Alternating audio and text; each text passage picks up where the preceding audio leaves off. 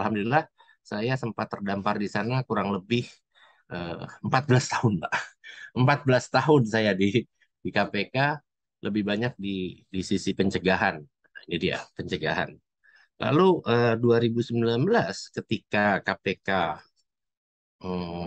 berubah ya undang-undangnya. Ya. Nah, di saat itulah saya berpikir bahwa eh, selain saya juga sudah terlalu lama di sana, saya berpikir juga kedua untuk saya sendiri agak agak berubah KPK-nya gitu.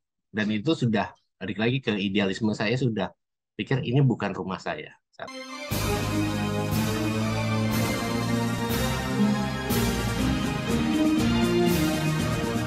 Universitas Indonesia, Universitas kami, ibu kota negara, pusat ilmu budaya bangsa, kami mahasiswa, pengabdi.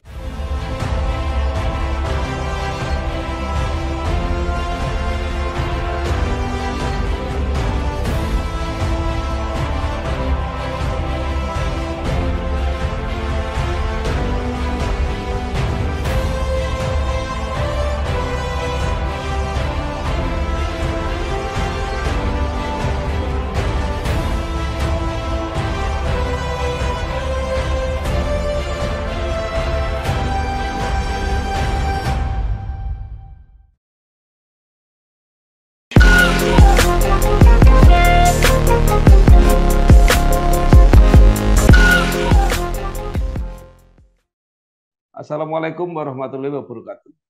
Waalaikumsalam. Bersama saya Bambang Sadono di kanal Inspirasi untuk Bangsa. Mudah-mudahan kanal ini selalu bisa memberi inspirasi, motivasi, dan edukasi. Kami sedang mempersiapkan beberapa video wawancara untuk ikut memberi makna 73 tahun Universitas Indonesia. Menurut rencana wawancara ini akan kami bukan meneruskan buku pertama yang sudah terbit. Saat ini saya sudah bersama dengan salah seorang alumnus Fakultas Ekonomi dan Bisnis Universitas Indonesia, yaitu Bapak Indrasa Marzuki Rais. Saat ini beliau menjadi anggota Ombudsman Republik Indonesia. Apa kabar Pak Indrasa? Alhamdulillah baik Pak. Semuanya. Ya, beliau lahir di Kuala Lumpur 25 Mei 1969. Ya. Mungkin Bapak bisa mulai cerita pengalaman dan kenangan ketika kuliah, terutama di program S1 Akuntansi FEB UI. Nah, kemudian kelihatannya banyak aktif di lingkungan Komisi Pemberantasan Korupsi KPK, sampai akhirnya sekarang terpilih menjadi anggota Ombudsman Republik Indonesia. Silakan, Pak. Ya, makasih Pak Bambang ya. Ya salam buat untuk seluruhnya yang menyaksikan. Ya, nama saya Indra Marzuki. Ya, saya alumnus UI jurusan FEUI, dulu masih FEUI Pak, belum FEB ya, masih FEUI, masuk tahun 1989 jurusan akuntansi. Ya, kalau ditanya pengalamannya, kuliahnya, sebetulnya saya termasuk apa ya, mahasiswa yang biasa-biasa saja loh, Pak. Biasa-biasa saja, tidak punya prestasi gemilang, malah mungkin eh, dari tokoh-tokoh nanti yang Bapak wawancara ini tokoh yang paling unik mungkin karena saya bukan mahasiswa yang berhasil, tapi banyak hal yang saya pelajari di kampus di FEUI dulu sebenarnya itulah yang membekali saya dalam menjalani kehidupan saya. Jadi cuma secara ilmu kadang-kadang mungkin kita belajar kuliah itu ya belajar akuntansi dasar, menengah itu mungkin dalam keseharian saya 10% aja Pak kepakainya. Tapi lebih pada bagaimana pembentukan karakter di dalam FEUI itu yang sebetulnya membekali saya ke depannya, Pak. Jadi saya bertanya secara akademik, saya bukan yang berprestasi, saya biasa-biasa saja, malah mungkin di bawah biasa-biasa. Tapi bagaimana semangat eh, menjalani hidup itu ternyata terbentuk ketika saya kuliah di FEUI dulu.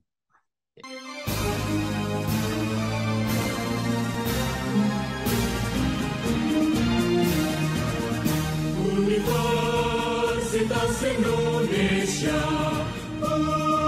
universitas kami, ibu kota negara, pusat ilmu budaya bangsa, kami mahasiswa, pengabdi.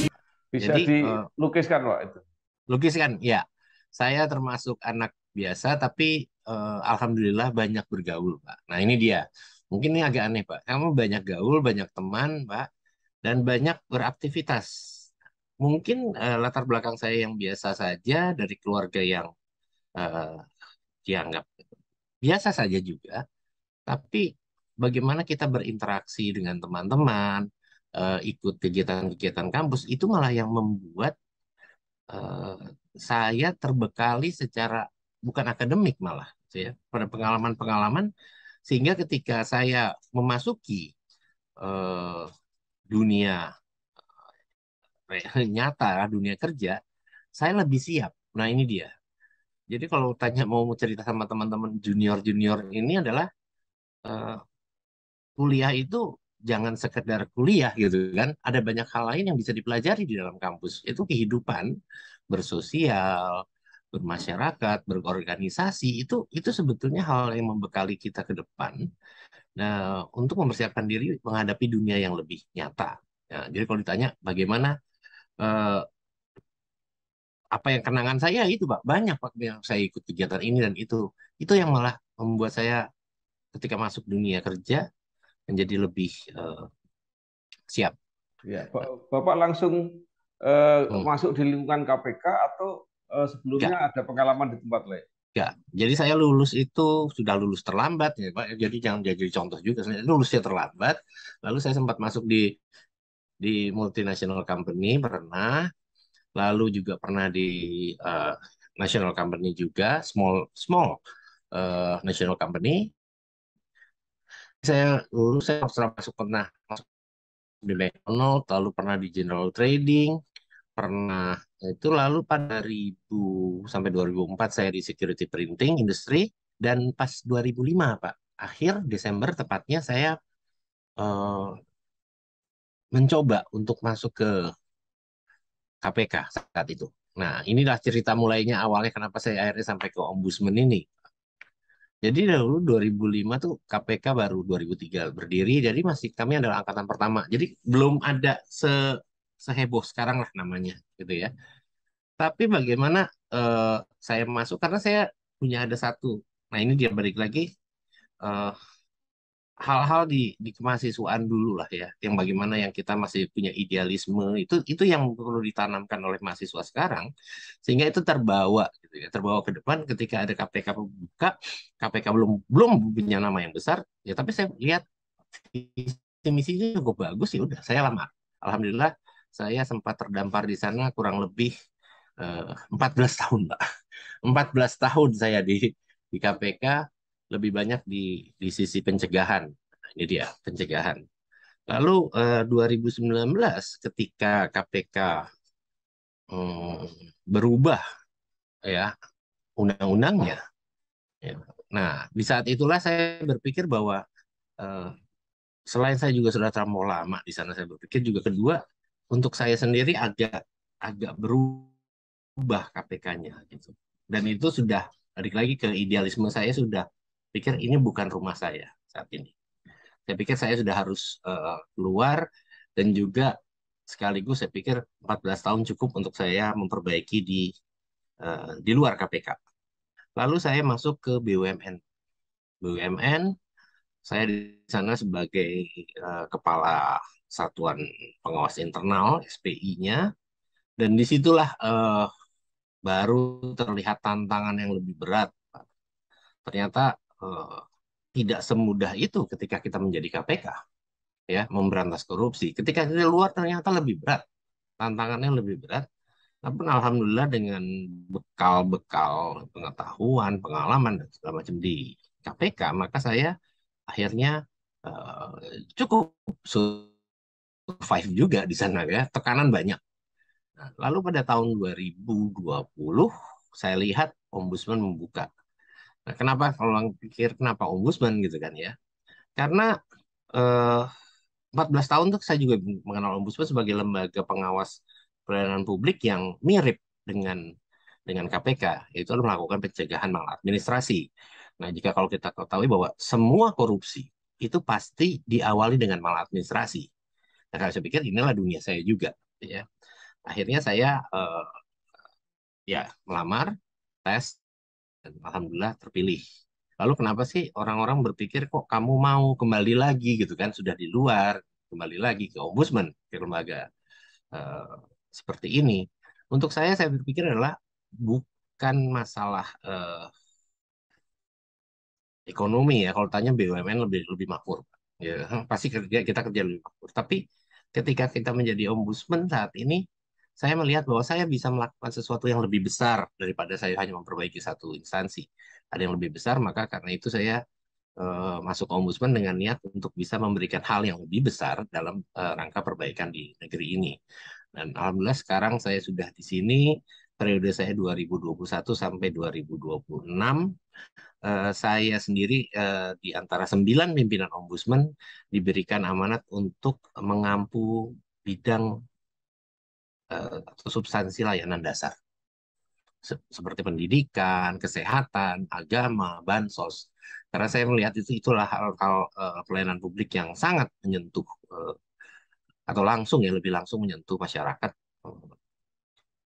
Baik Pak, mungkin itu ceritanya sebentar.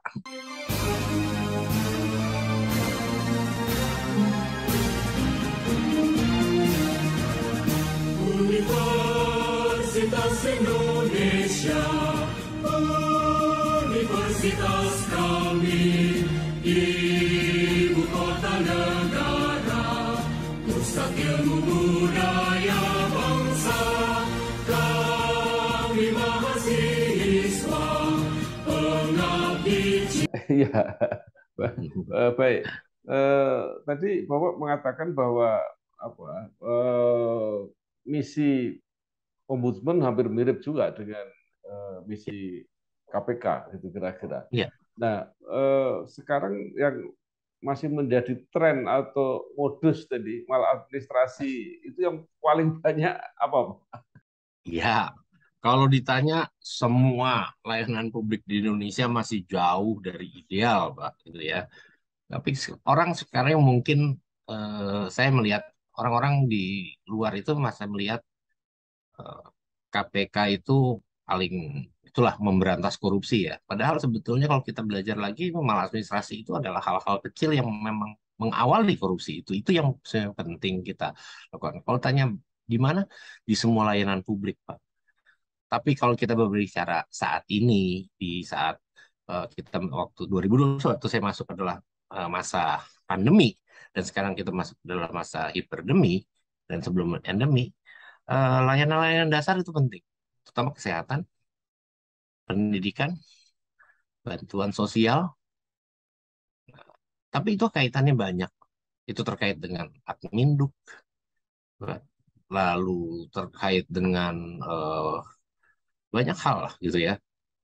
Misalnya UMKM gitu misalnya ya, itu banyak hal ternyata masyarakat mengalami banyak kesulitan di layanan publik dikarenakan em, pandemi ini. Pandemi ini memang mendorong eh, banyak perubahan sistem dan lebih pada semuanya pada semuanya kan elektronik sistem dan segala macam.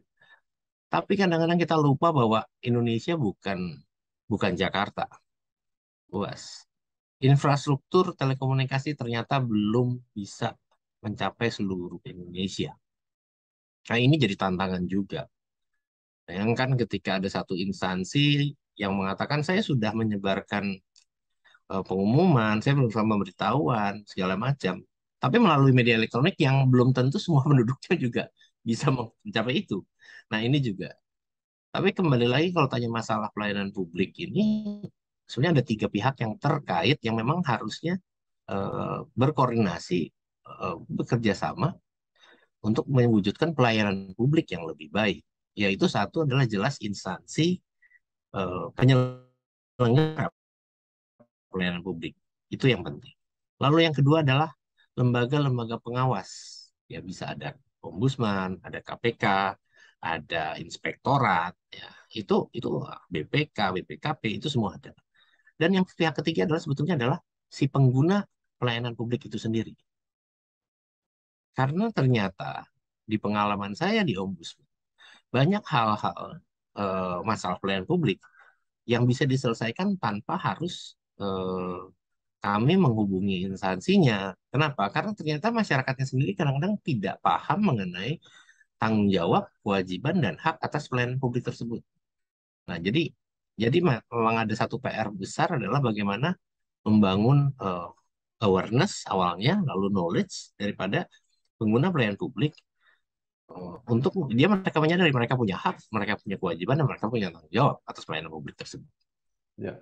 Nah, kalau tadi Bapak mengatakan bahwa sebagian besar lah pelayanan publik ini belum memadai gitu kira-kira. Iya. Nah, itu penyebabnya apa? Apakah karena apa ya, kapabilitas para pelayan publik itu, atau mungkin idealismenya mereka yang rendah sehingga nggak punya semangat untuk sungguh-sungguh. Nah, kemudian ketiga itu tadi tentu karena kesadaran masyarakatnya sendiri yang tidak tahu hak dan kewajibannya. Nah, seberapa besar peran penanggung jawab, misalnya pimpinan instansi, kepala daerah dan sebagainya?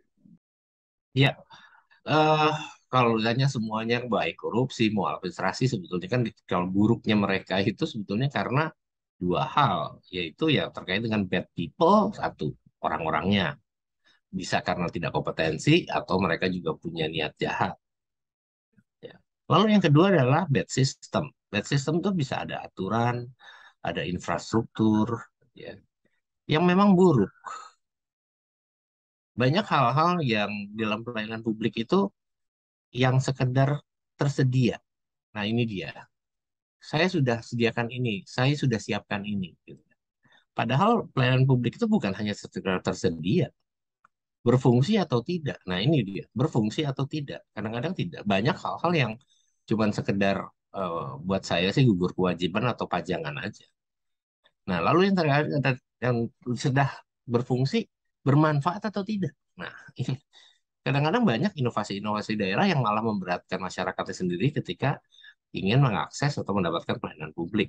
Dan terakhir adalah bagaimana bisa digapai oleh masyarakat luas. Ini empat hal ini yang memang jadi PR besar di pelayanan publik di Indonesia saat ini.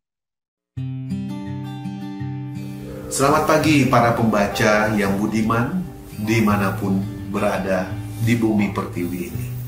Saya baru saja menerima kiriman buku dari Mas Bambang Sadono selaku penyunting. Buku dalam rangka 72 tahun Dies Natalis Universitas Indonesia. Tulisan dan pengalaman hasil wawancara Mas Bambang terhadap 72 alumni Universitas Indonesia. Bicara tentang koneksi, kreasi, inovasi, dan kolaborasi. Yang pasti di dalamnya penuh dengan kisah inspiratif. Kisah sukses para pembelajar, dari bankir, politisi, hingga tokoh ekonomi. Luar biasa.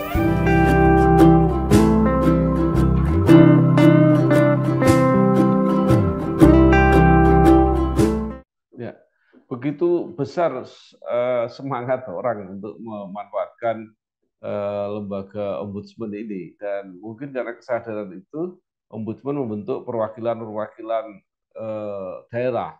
Nah, yang menjadi pertanyaan adalah seberapa besar kewenangan perwakilan yang sebenarnya kalau dilihat kehadirannya itu kan bersifat administratif. Yang mendapat mandat rakyat itu kan 9 anggota ombudsman itu. Nah, itu seperti apa kewenangan mereka? Iya, ya memang sih kewenangan mereka sebetulnya mereka bersifat mutatis mutandis ya dengan di pusat. Walaupun dengan ada pembatasan-pembatasan tertentu gitu. Jadi misalnya kalau ditanya hak istimewanya ombudsman apa gitu ya. Kalau ombudsman mempunyai imunitas, nah itu kalau berarti kita punya hak imunitas di mana ketika menjalankan tugas dan kewajiban kita maka kita diberi perlindungan ya. Lalu untuk perwakilan itu sebetulnya mutatis dalam arti ketika mereka menjalankan apa yang diputuskan oleh 9 orang ini. Ya, jadi mereka tetap saja mereka adalah perpanjangan dari kami karena itu Lalu ditanya bagaimana kewenangan mereka, mereka mempunyai kewenangan atau lingkupnya yang sama, tapi dalam skup yang lebih kecil per provinsi. Karena kami baru punya di 34 provinsi. Mudah-mudahan tidak bertambah ya Pak ya. Kalau bertambah provinsi baru artinya saya buka kantor perwakilan baru itu susah, susah gitu. Mengontrolnya susah karena kita bukan instansi seperti instansi-instansi vertikal seperti kementerian atau dinas itu ya nggak begitu gitu ya. Nah ini yang menjadi tantangan kami juga ke depannya. Ya. Nah, sekarang pertanyaannya, mungkin bisa saja orang yang diawasi, dibina oleh perwakilan ombudsman di daerah itu misalnya nggak puas. Apa Ya, ada saluran untuk misalnya melapor langsung ke pusat? ada, ada Pak. Jadi begini, memang beberapa laporan, Mbak ya, memang bisa diselesaikan langsung di perwakilan. Tapi ada juga yang memang harus dibawa ke pusat karena biasanya terkait dengan harus menghubungi instansi pusat. Nah, jadi ada. Nah, tapi kalau ketika apapun juga hasil produk ombudsman, baik itu tindakan korektif, saran perbaikan, dan sebagainya, jika masyarakat lapor gitu ya, ataupun yang terlapor tidak puas, Pak, ya, dengan apa yang dikeluarkan, maka ada saluran untuk bisa menyampaikan keberatan itu. Di mana kami juga mempunyai satu unit namanya keasistenan utama manajemen mutu. Nah, itu dia. Jadi masih ada hak juga untuk mereka menanyakan ini kenapa keputusannya begini. Apakah prosedur yang dilakukan ombudsman benar atau tidak? Nah, inilah salah satu hal yang kita kita bangun untuk menjaga transparansi dan akuntabel kinerja ombudsman. Nah, sekarang kalau di banyak tempat, Pak, itu memang ada masalah ya, terutama yang menyangkut penerimaan pegawai, mutasi, pengangkatan jabatan. Itu kan banyak sekali kasusnya, sehingga banyak kepala daerah terkena di situ. Nah, itu apa yang dilakukan oleh ombudsman untuk mencegah? Ya, ya biasanya kalau pengangkatan jabatan, Pak, kalau yang di daerah ya memang kami selesaikan di daerah, Pak. Tapi kalau tanya yang yang sedang heboh sekarang ya penunjukan pejabat itu, ya kami juga kemarin sudah mengeluarkan produk ya bahwa kami meminta kepada Kemendagri juga Bapak Presiden bagaimana untuk mengatur penunjukan pejabat-pejabat secara lebih hati-hati, termasuk juga di BUMN.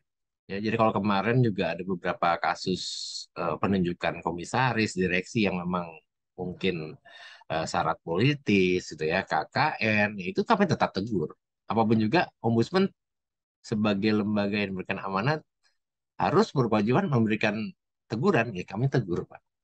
Nah, namun mungkin masyarakat juga harus memahami bahwa Ombudsman eh, adalah lembaga bukan penegak hukum. Karena kami bersifat magistratur of influence, memberikan pengaruh. Nah, ini yang kadang-kadang masyarakat kadang-kadang nggak puas gitu. Kalau dibilang ini, loh, Pak, kenapa nggak ajukan sanksi? Loh, kami bukan magistratur of sanction. Kami pengaruh. Nah, kembali lagi bahwa bagaimana budaya hukum, budaya menghormati aturan, menghormati undang-undang, ini yang memang juga jadi PR untuk bangsa ini. Bagaimana kita harus komit pada pada semua itu. Nah, ini juga hal yang menjadi tantangan ombudsman ke depan.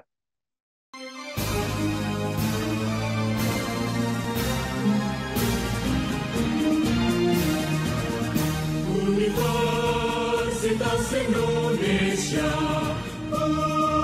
universitas kami, ibu kota negara, pusat ilmu budaya bangsa, kami mahasiswa, pengabdi.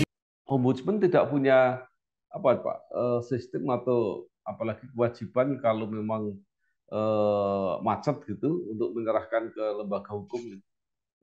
Ya, kalau ada unsur pidananya jelas kami melakukan koordinasi, Pak, dengan lembaga-lembaga terkait.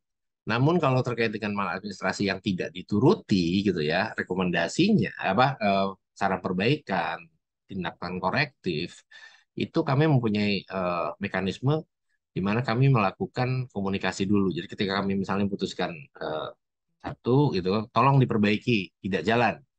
Maka kami ada 30 hari, Pak, untuk melakukan komunikasi. Kalau 30 hari tidak jalan juga, maka ada 60 hari yang namanya tahapan monitoring.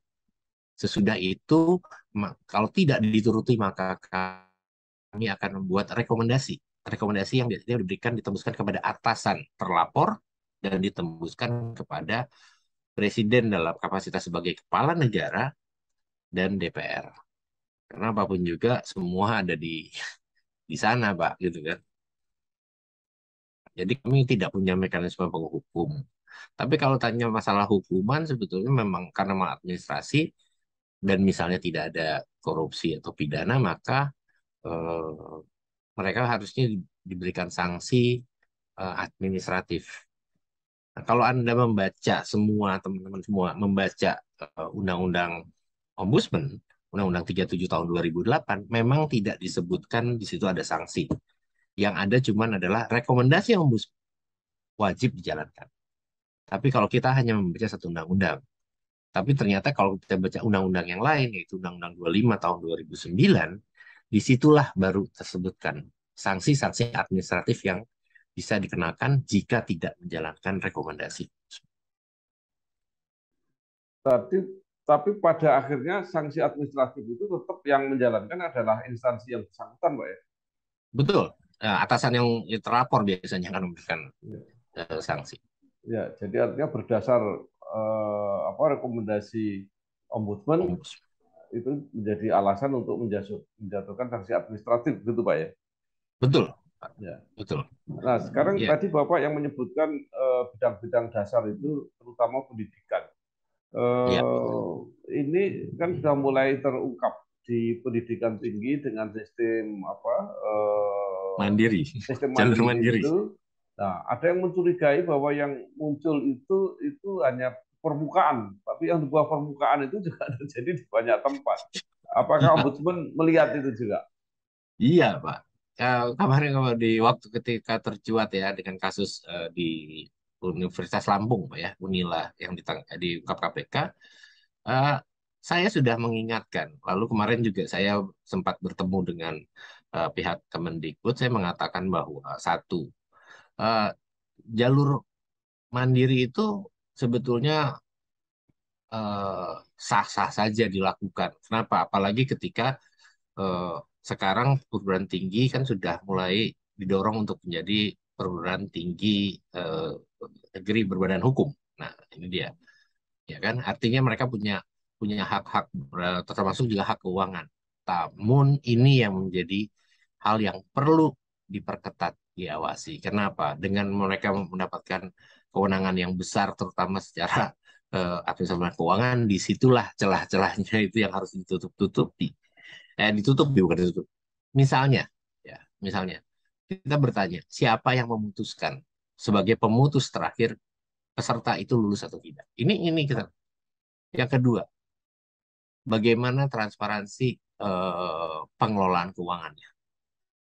Lalu juga penyusun soal. Siapa yang menjamin independensi misalnya soal kerahasiaan. Nah, belum lagi sistem karena mereka membuat sendiri-sendiri. Bayangkan. Memang pada prinsipnya betul universitas mempunyai kewenangan sendiri, tapi itulah yang harus diawasi. Karena itu kemarin juga Kemendikbud sudah mengeluarkan Permendikbud terkait dengan jalur mandiri ini, di mana harusnya ada peran inspektorat baik dari Kemendikbud ataupun juga pengawas lain di universitas yang harus menjaga itu agar tidak menjadi hal yang makin lama makin menjamur ke kemana-mana.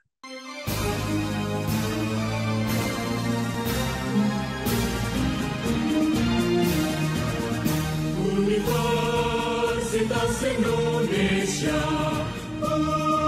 universitas kami, ibu kota negara, pusat ilmu budaya bangsa, kami mahasiswa, pengabdi. Baik, ini ada yang menarik Pak. kalau itu uang itu menjadi apa ya masalah pidana, misalnya karena digunakan oleh orang-orang Ya. yang mengurus itu sudah jelas. Tapi ada masalah bahwa by system Mm. itu yang membuat yang diterima itu siapa yang membayar mahal itu resmi. Artinya biaya itu kan beda-beda. Uang apa Iya, semacam iya. Kok apa masuk? UKT atau apa itu Ya, uang, SPP-nya itu uang, uang. beda-beda. Tapi didorong supaya yang diterima itu dan dalam sistem PTNBH seolah-olah itu dibenarkan karena memang perguruan tinggi itu harus mencari tambahan uangnya sendiri. Yang menjadi masalah adalah hak masyarakat itu terjamin apa enggak bahwa yang Nah, apa nah, kemampuannya kurang tetapi sebenarnya kemampuan akademisnya cukup untuk bisa diterima. nah, ya. Kalau ini masalah keadilan, Pak, ya. Ini masalah kita ngomong keadilan hak atas orang untuk mendapatkan pendidikan yang bagus. Ya, jadi kan memang ada beberapa jalur, Pak, ya. Ya, jalur SNPTN, SNBTN, lalu ada jalur mandiri, dan segala macam. Nah, ini yang harusnya diatur, Pak. Gitu. Seperti kalau kita ngomong masalah di penerimaan di tingkat dasar dan menengah juga, kalau mereka ada jalur-jalur, ada zonasi, ada jalur afirmasi dan segala macam. Jadi saya berpikir adalah oke, kalau yang punya punya uang gitu ya, orang tuanya punya uang sebetulnya, ya silakan pakai jalur yang mahal gitu kan, karena memang mampu juga. Tapi jangan ambil jatah yang buat teman-teman yang lain, yang kadang-kadang mungkin secara perekonomian mereka kurang beruntung, tapi mereka mempunyai potensi untuk menjadi orang yang mendapatkan pendidikan yang lebih bagus. Nah, ini juga memang harus diatur, Pak. Itu kan ya, bagaimana jalur itu. Jadi kita tidak bisa menutupi saat ini memang memang beginilah gitu kan, PTN memerlukan uang, negara juga tidak bisa sepenuhnya memberikan bantuan, ya, tapi itu kembali lagi diatur bagaimana sehingga satu pemerataan ya, kesempatan untuk mendapatkan pendidikan. Yang kedua, eh, apapun yang didapat dari jalur-jalur yang tadi Bapak sebutkan gitu ya, itu harusnya kembali lagi pada tujuan eh, perguruan tinggi, gitu kan? Tridharma perguruan tinggi itu yang tetap harus ditujukan kan di situ. Nah, ini yang kadang-kadang mereka eh, takutnya kami khawatir adalah ketika ada uang besar ujungnya komersialisasi kan gitu kan, Pak. Maksudnya. Nah, itu yang sebenarnya balik lagi, apakah tujuan Tridharma perguruan tinggi bisa dicapai atau tidak? Nah, ini kembali lagi kepada kepada universitas dan ke Kemendikbud ya, bagaimana mengatur itu? Karena itu kami melihat bahwa eh, itu bukan hal yang harusnya dihapus ya, jalur mandiri, karena memang ada situasi yang mendorong harus melakukan itu, tapi tolong dijaga sehingga pemerataan kesempatan seluruh eh, anak-anak di negeri ini mendapatkan pendidikan lebih tinggi itu juga jangan tertutupi.